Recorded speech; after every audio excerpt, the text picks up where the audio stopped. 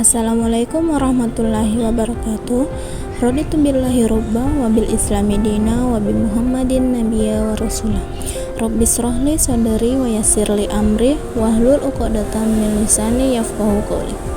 Perkenalkan, nama saya Yuni Setiawati, NIM 099158042301, kelas B semester 3, mata kuliah Sistem Politik Nasional, dosen pengampu Profesor Dr. Haji Jamaluddin SOS MSc, Program Studi Administrasi Publik, Fakultas Ilmu Sosial dan Ilmu Politik, Universitas Muhammadiyah Sidinreng Rapang.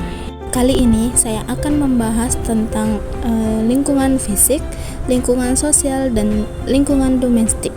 Yang mana lingkungan fisik itu mencakup kondisi geografis, kekayaan sumber daya alam, kondisi demografis, lingkungan sosial, lingkungan politik, lingkungan sosial budaya, dan lingkungan ketahanan dan keamanan. Dan lingkungan sosial mencakup lingkungan politik, lingkungan sosial budaya, hankam, dan hukum, serta lingkungan domestik yang mencakup sumber daya migas, sumber daya non-migas, dan sumber daya pajak. Yang pertama itu sumber daya fisik, di mana kondisi geografis yaitu letak geografis, bentuk muka bumi, iklim, dan kondisi alam suatu wilayah. Yang kedua itu sumber daya alam, yang mana kekayaan alam seperti mineral, air, hutan, dan energi yang dapat dimanfaatkan.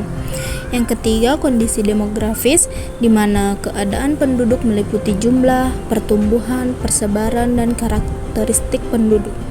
Yang keempat, lingkungan sosial, di mana manusia berinteraksi sangat dipengaruhi oleh kondisi fisik lingkungan tempat tinggal mereka. Misalnya adaptasi, penggunaan sumber daya, dan perubahan lingkungan. Yang kelima itu lingkungan politik. Lingkungan politik ini sangat mempengaruhi bagaimana sumber daya alam dikelola dan bagaimana masalah lingkungan diatasi. Yang keenam, lingkungan sosial budaya, yang mana cara masyarakat hidup sangat dipengaruhi oleh adaptasi, penggunaan sumber daya, dan perubahan lingkungan. Yang ketujuh, lingkungan pertahanan dan keamanan. Lingkungan fisik yang sehat dan kuat menjadi dasar bagi ketahanan dan keamanan suatu wilayah. Contohnya pada bencana alam, program iklim, dan kualitas hidup. Selanjutnya itu ada lingkungan sosial, yang mana terdapat 4 poin. Yang pertama, lingkungan politik, yaitu sistem pemerintahan, partai politik, kebijakan publik, dan hubungan antar negara. Yang kedua itu lingkungan sosial budaya, di mana terdapat nilai-nilai, norma, adat istiadat, dan interaksi sosial dalam masyarakat. Yang ketiga itu hankam, pertahanan dan keamanan negara termasuk militer dan kekuatan sipil. Yang keempat ada hukum, sistem hukum yang berlaku, lembaga hukum, dan penegakan hukum.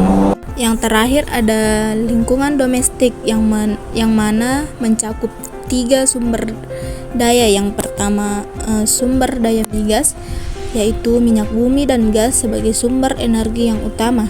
Yang kedua sumber daya non-migas. Sumber daya alam ini selain migas seperti terdapat juga mineral, hutan, dan perairan. Yang ketiga sumber daya pajak. Pendapatan negara berasal dari pajak.